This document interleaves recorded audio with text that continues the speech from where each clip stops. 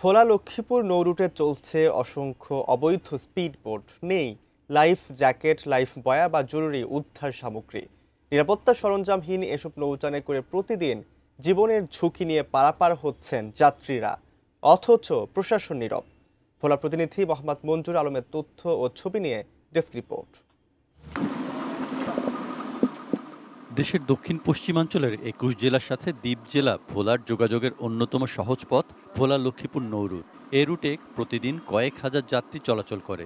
Launch ও ফেরি চললেও দ্রুত পারাপারের জন্য অধিকাংশ মানুষ স্পিডবোটের যাত্রী হন। জরুরি প্রয়োজনে দ্রুত পারাপার হওয়া যায়, সময়ও বাঁচে।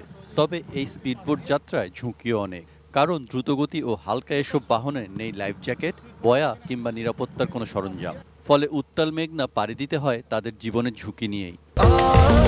স্বাস্থ্যকর অল টাইম ফ্যামিলি কেক, সব সময় অল টাইম হেলদি লাইফ। দুর্ঘটনাতে আছে, দেখা গেছে বাতাস হইলে একটা দুর্ঘটনা, তারপরে আবহাওয়া খারাপ হইলে একটা দুর্ঘটনা করতে পারে। পর্যাপ্ত যদি লঞ্চের ব্যবস্থা থাকতো তাহলে আর মানুষ বোটে যাতায়াত করতো না।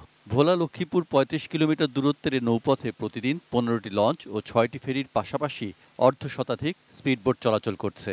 এসব বোটের কোনো বৈধ অনুমতি না থাকলেও চলছে বেপরোয়াভাবেই। তবে বোট মালিকদের দাবি কাগজপত্র এবং বৈধ অনুমতি রয়েছে তাদের।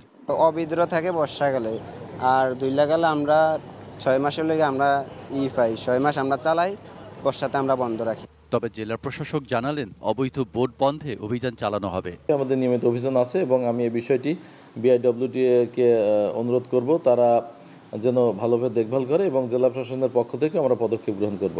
যাত্রী নিরাপত্তায় অবৈধ নৌযান চলাচল বন্ধ এবং নদীতে ড্রেজিংয়ের দাবি এ অঞ্চলের যাত্রীদের। Saikat Dasgupta, desk report, ATN news.